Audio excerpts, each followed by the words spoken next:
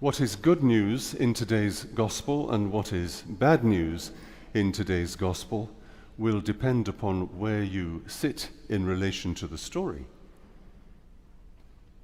First of all, some good news. You do not have to believe in a place of eternal torment to which God sends people who do the wrong thing in order to get the point of this story. It's a story.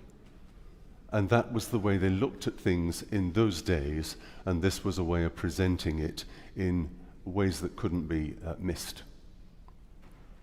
The same truth is still there if you take it as story, not as something you have to worry about in the future. We do believe in a God who loves us all and destines us all to live in his eternal love. And he's a forgiving God who's already forgiven the things we haven't even yet done wrong. So that's the real good news at the heart of what Jesus is reaching out today to make clear. It was bad news, as the verse we don't get, verse I think it's 14, would have told us.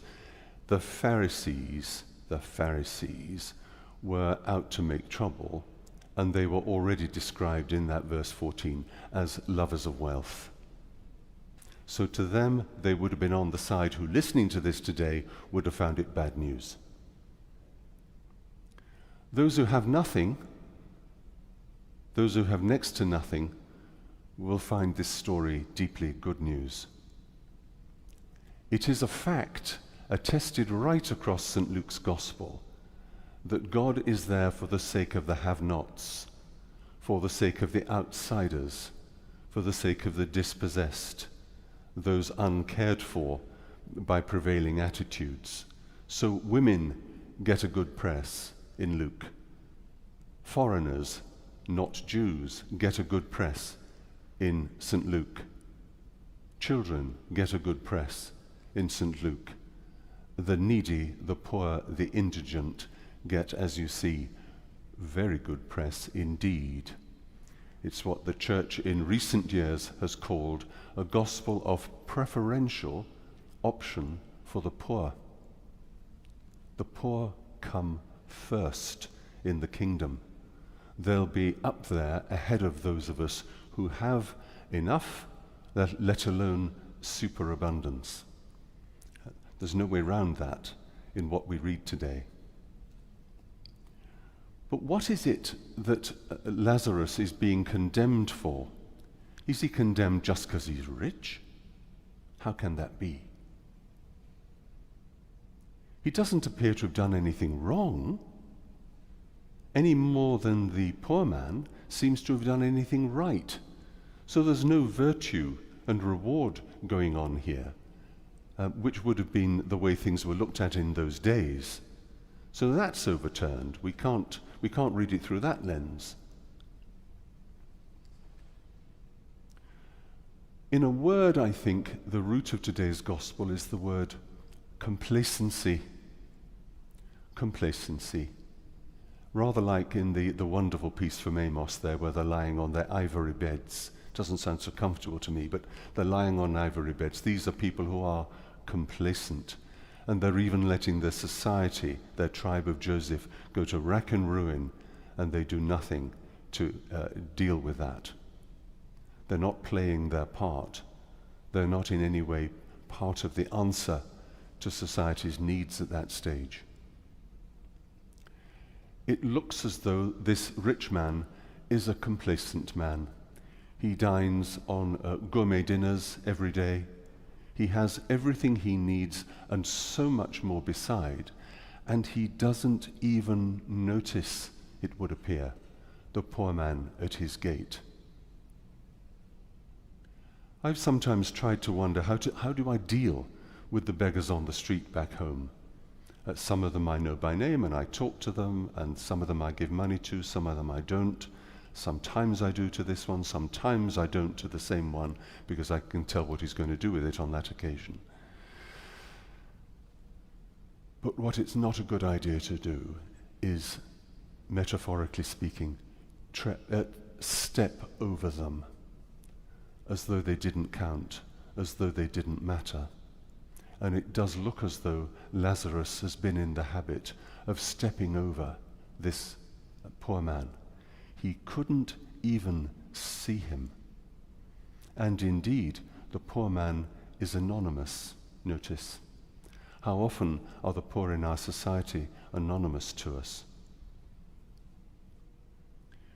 We have a choice when encountering people in need in this way, at least to acknowledge their human dignity, to treat them as equals.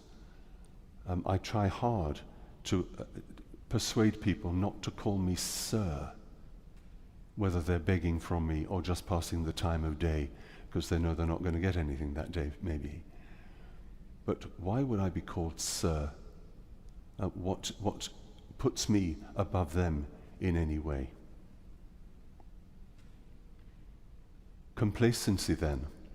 I have thought from time to time, how do I deal with this? And sometimes I think to myself, I set myself a budget, and that's the budget I give away. When the budget's gone, the giving away for that week is gone. Sometimes there's a bit of leakage into next week's budget, and we all do that one way or another. And I think then that's sorted it. I put a boundary around this issue, and I've found my way then of taking no notice of it. I have bought my way out by my budget. I've bought satisfaction and comfort. And if you like, I've paid my complacency tax. And I've a right to my complacency then. None of it fits, does it? You can't get away with any of these solutions in relation to this gospel today. Jesus does not allow this. And once you start to read it in connection with that wonderful second reading and the superb hymn that followed it, which I didn't know, then you find yourself tested and you'll find yourself stretched. You may find yourself reached into by the words and sentiments and drawn to something beyond yourself, beyond wherever you draw your lines to keep your complacency in working order. The Lord will always try to open us up to be more like himself in self-giving.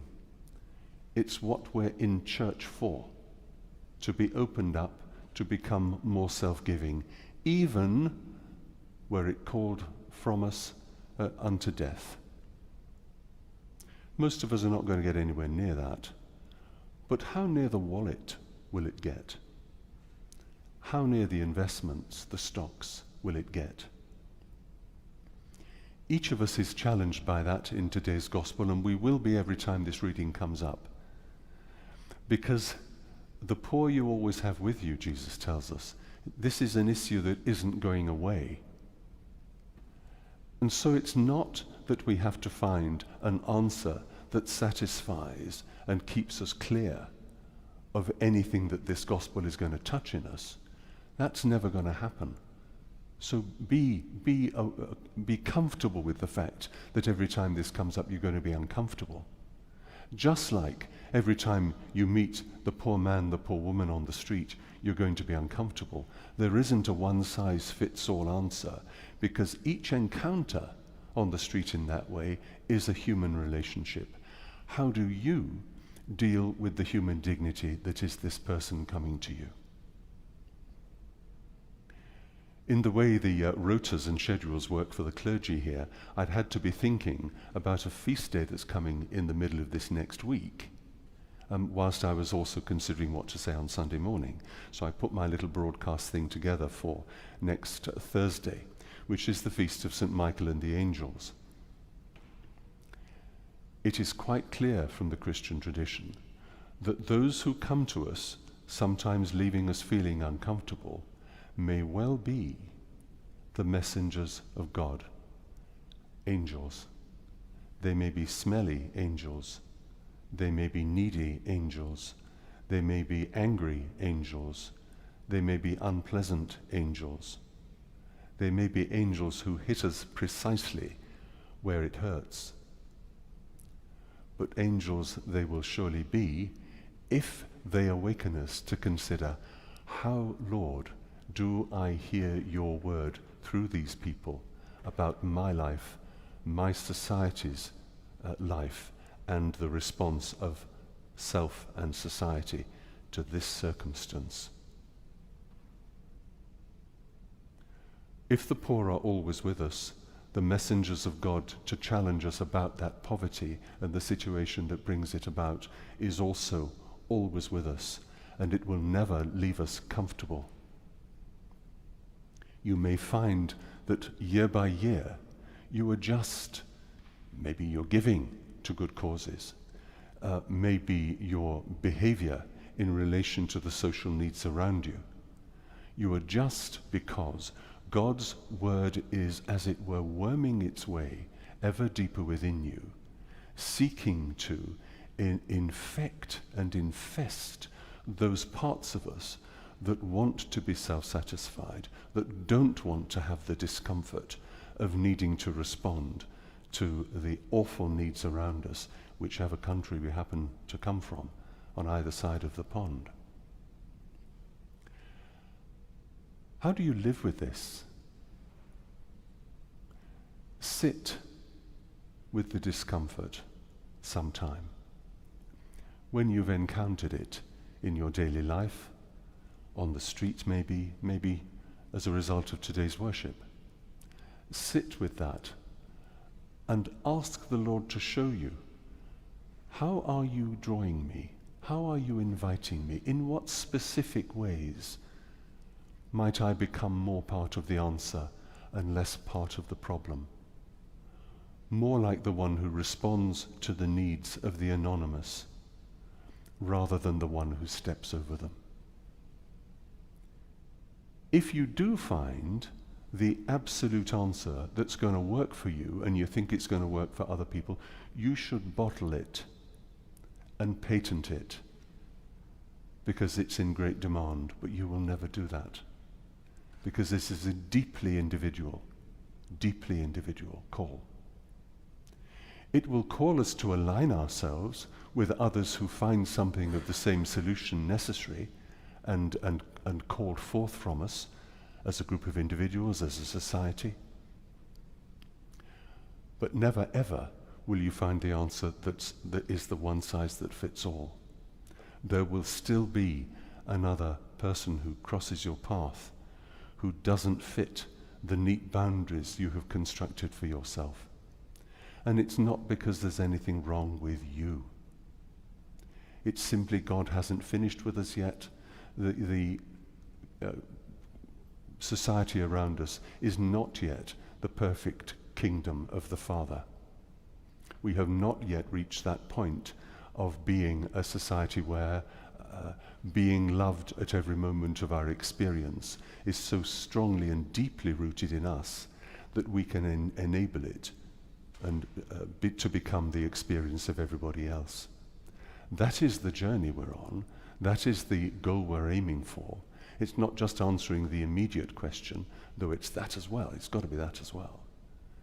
But it's how to turn this way of life around into which we are born and in which we'll die, so that increasingly, that which was designed to be the land of the brave and the home of the free, or whatever it looks like in my society, becomes increasingly recognized as that by the actions of its institutions, by the actions of its citizens in their day-to-day lives. We are each called to live according to the virtues of the Christian faith.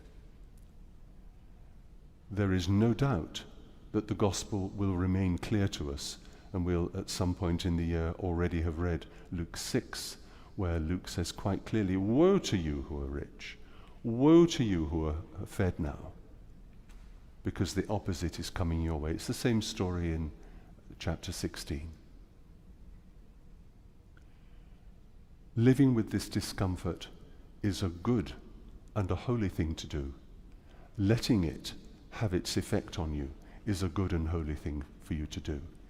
If you find you have ruled yourself out, you're going to be more like the rich man than the poor man, more like the problem than the answer. Notice too that this rich man, even when he saw the results, he was in his torment and the poor man was in the bosom of Abraham, even then he didn't think that anything to do with the problem needed addressing. He just says, will you send somebody to make sure my brothers and sisters don't end up in the place I've ended up in?